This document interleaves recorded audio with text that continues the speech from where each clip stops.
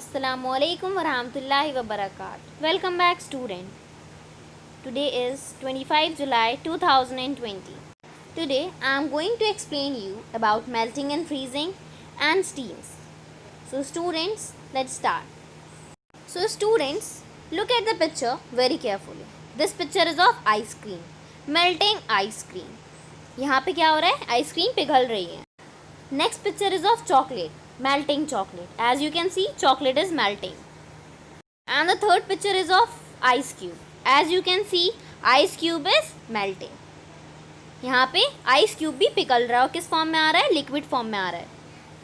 So students, these three are the examples of melting. Now my question is, what is melting? Almost all substances can melt and freeze. Melting is the process in which a solid is heated, it changes into a liquid. This process is called melting. So students, melting क्या है? Melting एक ऐसा process है जिसमें solid अपनी state change कर देता है और वो किस state में आ जाता है? Liquid state में form हो जाता है. Okay, now students, look at the picture. This picture is of burning candle. The candle is made of wax. Candle किस चीज़ से बनी है? Wax से बनी है. मोम को बोलते हैं wax. When the wick is let the candle burn. जब हम wick को जलाते हैं तो कैंडल जलने लगती है. The wax slowly melt to a liquid. और हमारा जो wax है वो मेल्ट होने लगता है और क्या बन जाता है? सॉलिड से लिक्विड फॉर्म में चेंज हो जाता है. The heat melts the candle wax. और जो हीट होती है वो किस चीज़ को पिघलाती है? वैक्स को पिघलाती है. तो वो किस फॉर्म में चला जाता है? सॉलिड फॉर्म में. It drips down the sides of the candle. और ये हल्के हल्के कैंडल के साइड्स में गिरने लगता है. So this burning candle is also an example of melting. So students, आप सबके ही घर में कैंडल्स होती हैं. आप सब जब कैंडल जलाते होंगे तो आपको पता होगा कि वो कैसे मेल्ट हो जाती है. हम सब ने ही कैंडल का एग्जाम्पल देखा है. तो कैंडल किसका एग्जाम्पल है? मेल्टिंग का एग्जाम्पल है कैंडल. तो students, look at this picture. This picture is of wax, liquid wax. आप देख रहे हैं यहाँ पे वैक्स जो है वो एक कैंडल कंटेनर में डाला जा रहा है क्योंकि वो उसे फ्रीज़ कर रहे हैं. और हम वैक्स को रूम टेम्परेचर पर फ्रीज़ कर सकते हैं. वैक्स आराम से रूम टेम्परेचर पे फिक्स्ड हो जाएगा. वैक्स किस फॉर्म में है इस वक्त? वैक्स है लिक्विड की फॉर्म में. इसको हम सॉलिड में लेके जाएंगे तो इसको हम रूम टेम्परेचर पे रखेंगे. सो स्टूडेंट्स, कैंडल बनाने के लिए यहाँ पर वैक्स जो लिक्विड फॉर्म में है उसको हम रूम टेम्परेचर पे रख कर सॉलिड फॉर्म में लेकर आ रहे हैं. तो लिक्विड से सॉलिड में चीज़ जब कन्वर्ट होती है उस प्रोसेस को हम बोलते हैं freezing. Now my next topic is freezing. So students, candle is the best example of melting as well as freezing. Melting और freezing दोनों के लिए कैंडल बेस्ट एग्जाम्पल है. जब कैंडल बर्न होती है तो वो लिक्विड फॉर्म में आ जाती है, सॉलिड से लिक्विड में टर्न होती है. मीन्स तो क्या बन जाएगा? कौन सा प्रोसेस हो जाएगा? मेल्टिंग. और जब कैंडल रूम टेम्परेचर पे हम रखते हैं बिना हीट के तो वो किस फॉर्म में चली जाती है? सॉलिड हो जाती है. तो यहाँ पे कौन सा प्रोसेस आ गया? Freezing. Students, here comes our first example of freezing.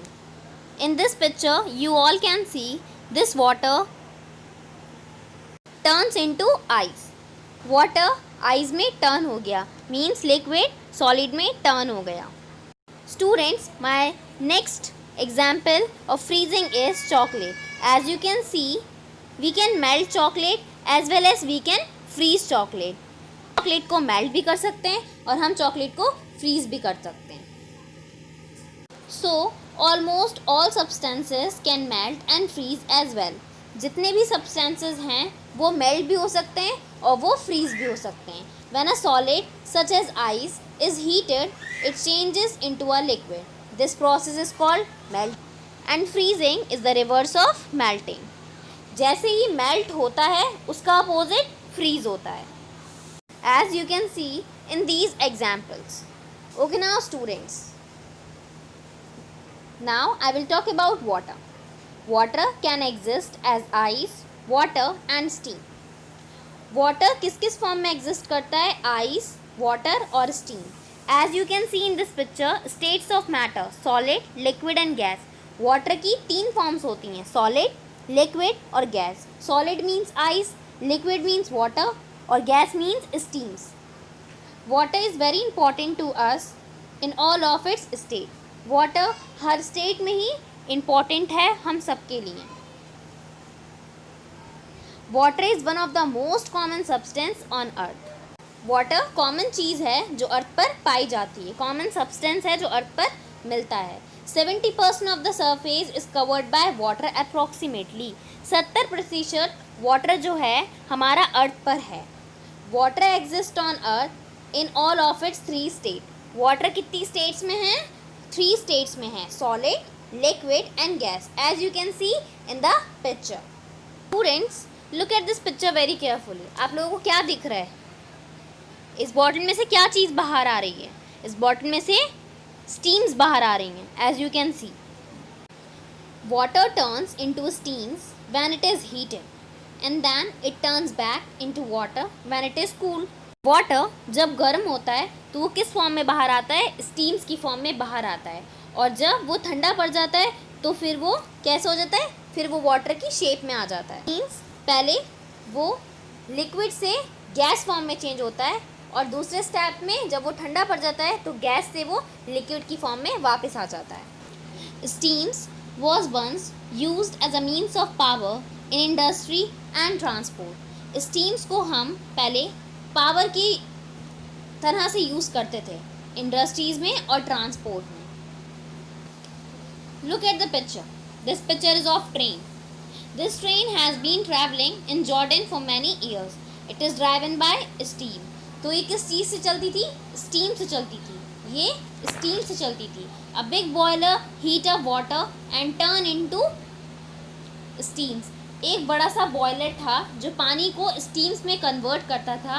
This drives the wheel, जिसके थ्रू हमारे इसके पहिए चलते थे.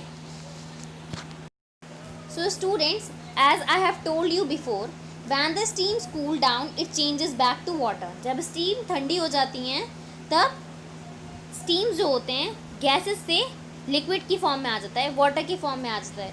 This happen when the steam touches a cool surface. और ये चीज़ तब होती है जब स्टीम्स एक ठंडा सरफेस को छू लेती हैं. मीन्स हवा में जब नमी आती है तो. When a gas changes to a liquid it is called condensation. जब गैस लिक्विड फॉर्म में आती है तो उस प्रोसेस को हम क्या बोलते हैं? Condensation. The steam condenses to water. This often happens in bathroom and kitchen. और ये कंडेंसेशन कहाँ कहाँ देखने को मिलता है हमें? Bathroom as well as kitchen and so on.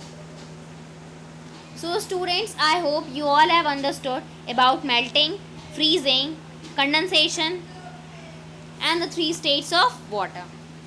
So I request you all to kindly read page number 40, 41, 42, 43, 44, 45, 46 and 47 very carefully. Jazakallahu khairan kaseera.